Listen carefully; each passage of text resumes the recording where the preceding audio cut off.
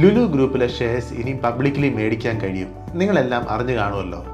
അങ്ങനെ ഷെയർ മേടിക്കുന്ന ഒരാൾക്ക് ഇന്ത്യയിലുള്ള ഹൈപ്പർ മാർക്കറ്റ്സിലെയും അതേപോലെ മോളുകളിലെയും ഓണർഷിപ്പ് കിട്ടുമോ? ഇല്ല. ഈ ഷെയർസ് അവൈലബിൾ ആവുന്നത് ലുലു റീറ്റെയിൽ ഹോൾഡിംഗ് എന്നുള്ള അബുദാബി ബേസ്ഡ് കമ്പനിയുടെയാണ്. ഇതിന്റെ പ്രവർത്തനം 6 GCC കൺട്രീസിൽ ലിമിറ്റഡ് ആണ്. ലുലു റീറ്റെയിൽ ഹോൾഡിംഗ്സ് എന്നുള്ള കമ്പനിയിലെ 100% ഷെയർസും ഹോൾഡ് ചെയ്യുന്നത് ലുലു ഇന്റർനാഷണൽ ഹോൾഡിംഗ്സ് എന്ന പേരന്റ് കമ്പനിയാണ്. ഈ ഓഹരി സ്വന്തമാക്കുന്ന ആളുകൾക്ക് ഈ സബ്സിഡറി കമ്പനിയിൽ മാത്രമേ അവകാശം ഉണ്ടാവത്തുള്ളൂ. അവർക്ക് പേരന്റ് കമ്പനിയിൽ യാതൊരുവിധ അവകാശവും ഉണ്ടായിരിക്കത്തില്ല. പക്ഷേ ഇതിൽ ഒരു ചെറിയ ട്വിസ്റ്റ് ഉണ്ട്.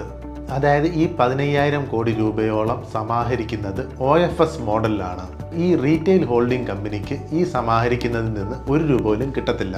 കിട്ടുന്നത് ഇതിൻ്റെ പേരന്റ് കമ്പനിയായ ലുലു ഇന്റർനാഷണൽ ഹോൾഡിംഗ്സിനാണ്.